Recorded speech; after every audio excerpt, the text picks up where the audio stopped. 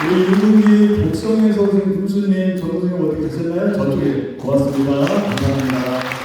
함께 오신 정우님 우리 위원님 계셨는데 어디 계신가? 저쪽이시네요. 네, 감사합니다. 우리가 진주에서 우리가 김민호 전 위원장 모시는데 어디 계신가요? 잠깐 나가나요? 예. 그럼 우리 반부패 군인연합 우리 사인 대표 모시는데 잠깐 얘기 한번 있을까요? 우리 고맙습니다. 박수 한번 드려요. 네. 우리 새롭게 공무원단 여러분들 모두를 함께 정말 한 분께 감사 인사를 드리고요. 네, 고맙습니다. 우리 이성만 수리대 팀장님 오셨네요. 네, 감사드리고요. 제가 한 분하고 건강하지 않고 소개 많이 안 하시죠? 네, 특히 양시동진이 중앙에 짱님 오셨는데 네, 고맙다는 그 감사 인사 드립니다. 고맙습니다. 한번 감사하고요. 네, 한 분한테 정말 진심으로 존경과 감사 인사를 드립니다. 아마 제가 주어진 시간이 아주 짧아서 몇 말씀만 올리겠습니다. 여러분, 그 남미 칠레는 남미 국가에서 모범 국가입니다. 우등생이죠. 이런 칠레는 2019년 10월에 처음에는 수천 명이 집회와 시위를 했지만 나중에 100만 명이 운집해서 사망자만 몇십만이 이를 정도의 커다란 대규모 집회가 있었습니다. 왜 칠레 국민들이 2019년 10월에 100만 명이 운집해서 이런 시위를 했을까요? 이런 격렬한 시위를 했을까요? 그 시위 원인은 하나였습니다. 그 당시 칠레 정부가 전철 요금을 30페소, 우리나라 돈으로 따지면은 우리가 불과 50원 올린 거에서 전 국민들이 격렬했어요. 왜 그렇게 격렬했을까요? 칠레는 남미에서 1인당 GDP가 15,000달러가 넘는 그런 당당한 나라고 OECD에 가입하는데도 불구하고 칠레 국민의 사이 양극화가 이로 말할 수 없이 큽니다. 아무리 김영복 국민도 아시겠지만 이제 잘 아시는 분입니다. 칠레 얼마 정도 사이 양극화가 심각하냐? 이렇게 1인당에 15,000원에 불과하고 국민 1%가 차지하는 총 재산이 한 26%입니다. 거의 칠레 국민이 전체 국민의 하위 50%가 차지하는 총 자산이 얼마나 될까요? 불과 2.1%밖에 안 됩니다. 칠레 국민의 50%가 가진 총 자산이 불과 2.1%. 이런 극심한 사회 양극화 때문에 불과 30페소, 우리 돈으로 50원 정도는 전철 요금 올렸지만 칠레 국민들이 격노하고 격분해서 우리가 100만 군중이 집회를 하시고 수십 명이 돌아가는 그런 시사가 있었습니다. 이 칠레 이런 극심한 사회양극화가 칠레를 강타하고 배석의 칠레 정부는 헌법을 개정하자. 그래서 한 2년 정도에서 헌법을 개정했습니다. 칠레 국민 요구를 잘 수용했죠. 그렇다면 우리 대한민국 사회는 어떻게 했습니까? 제가 여러 말씀 안 드려도 몇 말씀만 좀 드릴게요. 대한민국 여러분 20년 자살자 수가요 13,195명이에요. 왜 이렇게 많을까요? 우리 전학교 부장님도 항상 고민하는 건 왜 이렇게 많을까요? 이게 2002년부터 2017년을 제외하고 20년째 OECD 국가에서 압도적 1위입니다. 압도적 1위예요. 도대체 세계 10위권의 경제 대국을 자랑한다는 대한민국에서 왜 자살자 수가 이렇게 많을까요? 거기에 그뿐만인가요? 여러분 통계청에서 매년 사회교사를 합니다. 사회교사의 이런 항목이 있습니다.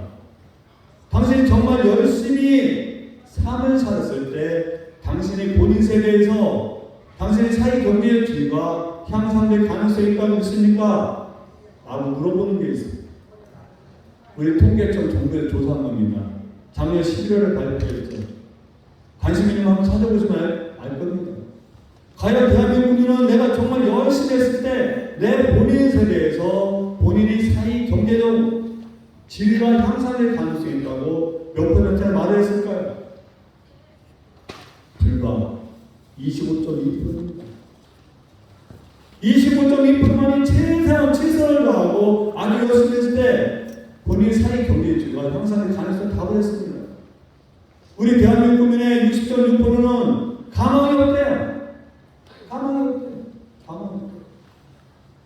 그럼 당신은 그렇다 치고 당신이 자식세는 어떻게 생각하느냐? 자식세는 가망있다고 생각하느냐? 물어봤더니 그래도 자식은 나보다 낫고 자식도 열심히 하면 자식세에서 자식의 사회 경제주의가 향상의 가능성이라고 답한 비율이 29.3% 정도입니다.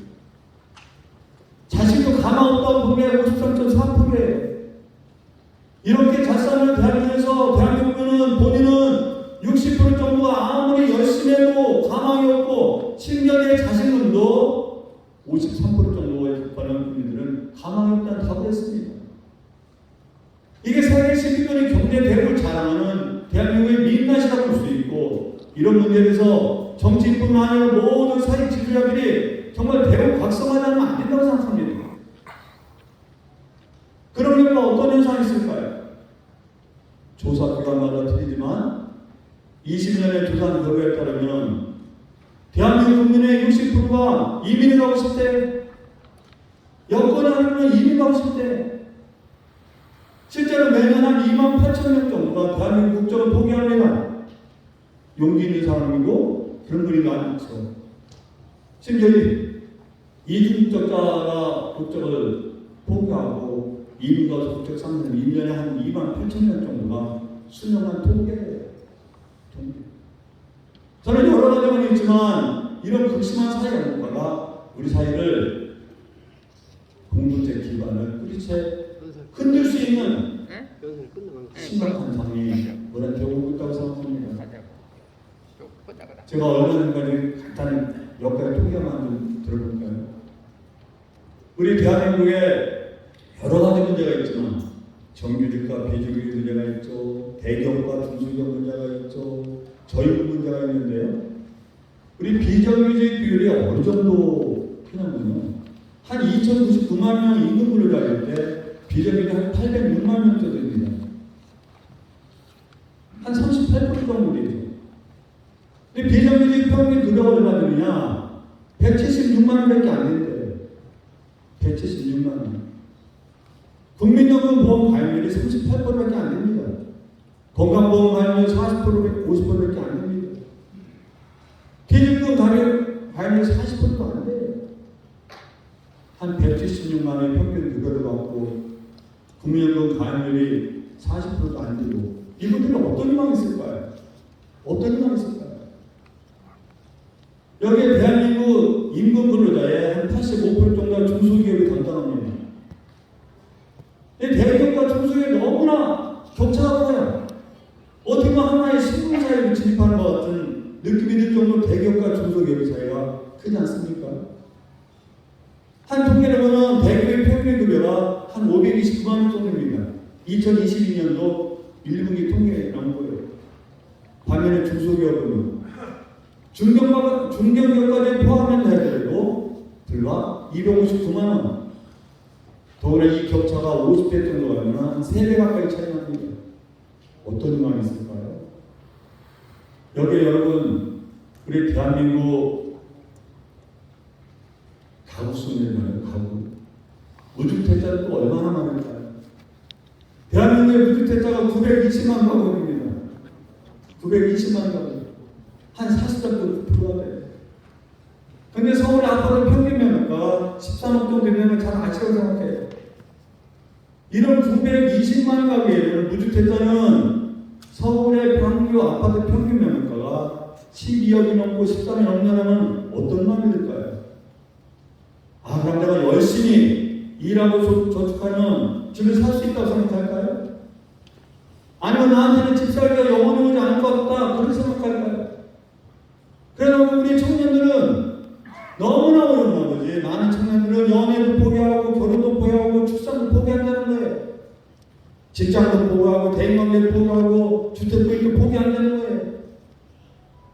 그래서 우리 청년들 절망세라고 합니다. 2020년 3월달에 한국여성정책연구원에서 이런 결과를 발표합니다. 우리 청년들에게 물어봤습니다. 청년들의 사회의식을 조사했죠. 어떻게 나왔느냐? 우리가 그렇게 소동에 길렀던 우리 청년들은요, 무려 청년의 80%는 대한민국의 헬조선이 되는 거예요. 헬조선. 헬조선이 뭘까요? 해주사님, 지옥이라는 거 아니겠어요? 우리 김 변호사님? 네? 우리 청년들은 80%가 지옥이래. 여기에 대한민국사회가 태어나면서부터 금수저가 있고 흑수저가 있다 라고 답한 비율이 85% 정도가 돼요. 본인은 그 중에서 흑수저라고 생각하고 답한 비율이 70%입니다. 본인이 70%가 흑수저이고 해 조기라면 우리 청년들이 세대 수만이 날까요?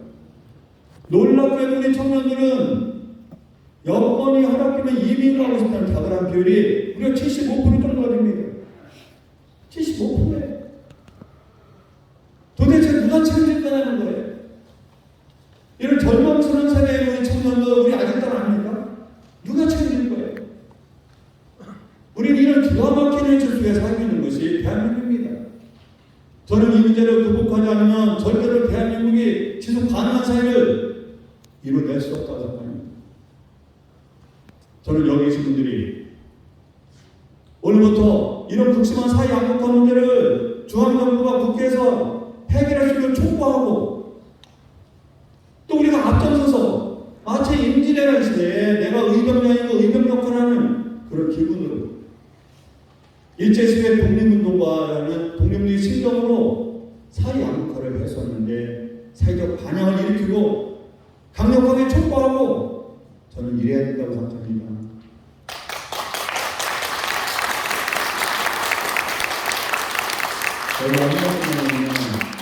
다만 모든 사회적 위기 해결의 첫 출발점은 어딜까요? 위기의 진정한 인식입니다. 위기를 인식한다면 극복할 수 있습니다. 암에 걸린 줄 알아야 암수술을 가능했습니까? 우리는 대한민국 국민은 정말 위대한 민족적 역량 있는 민족이 한민족이 아니겠습니까? 우리 국민들께서 이런 민족적 위기, 사회 양극화라는 극심한 위기를 잘 인식하려면 저는 민족의 역량을 볼 때 충분히 극복할 수 있다고 생각합니다. 여러분 이런 상황이었지만 우리 대한민국 한민족이 얼마나 대단한 걸 잘 아시잖아요? 우리가 경제기구 세계 10위권에 200개가 넘는 나라에서 우리보다 앞선 나라는 불과 9개 나라밖에 없어요. 9개밖에 없어요. 그 많은 유럽에도 우리나라 경제기구를 이겨내는 사람 몇 명이 안 돼요.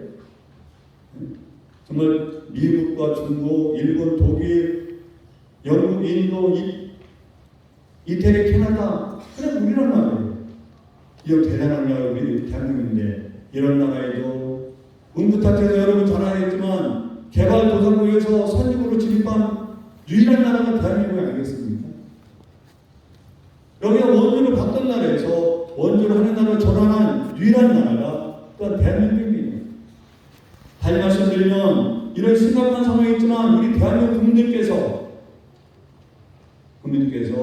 이런 상황을 인식하고 촉구하고 해결을 나선다면 저는 여러 가지 어려움을 충분히 극복할 수 있다고 생각합니다. 이런 사회 양극화가 저출산으로 연결됩니다. 그래서 세계 198개 국가 중에서 198개의 출산을 낸 것은 잘 아시지 않습니까? 이대로 가면 민족이 소멸할 줄 모른다가 아니라 100% 소멸합니다. 이건 사회 양극화가 고령화 문제로 전이됩니다. 소득이 있고 저축이 있어야지 우리가 노후를 대비되는데 그런 시스템이 아니다 보니까 우리가 노인 빈곤들이 우리 노인장님 세 분 계시잖아요. 유흥대장님 계시고 오치대장님 계시고 신한철 계신데 어르신들이 잘 아시다시피 대한민국 노인 빈곤들이 43%, 42%입니다. OECD 국가에서 3배 정도를 차지해요. 그래서 저는 사회 양극화야말로 우리 사회가 안고 있는 가장 절실하고 절박한 문제이다. 이 문제를 해결해야만 저출산 문제, 고령화 문제를 해결하고 지속가능한 대한민국을 만들 수 있다는 하고 한번 여러분과 함께 이 사회 개혁운동, 사회운동을 했으면 좋겠습니다. 제가 도전에 시절에게 도전을 함께 못해주고 사람들이 했지만 도전을 뜻과는 다르게 종교에 그만돼서 이런 사회운동을 했는데 이 운동이야말로 여러분께서 내가 우리 한민족을 구하는 구국운동이다. 대한민국을 살리는 운동이다.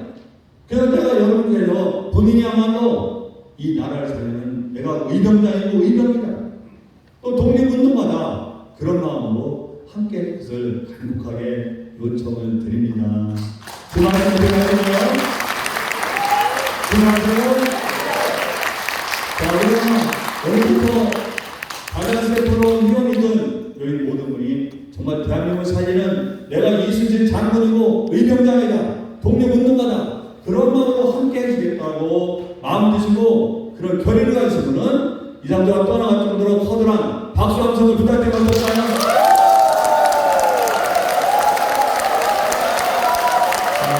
고맙습니다. 정말 함께 정말로 감사합니다. 고맙습니다.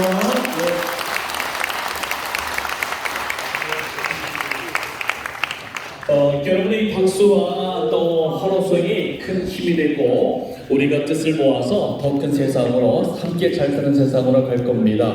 20분만 좀 더 잘해 주시면 의미 있게 우리가 모든 행사를 잘 마칠 수가 있습니다. 여러분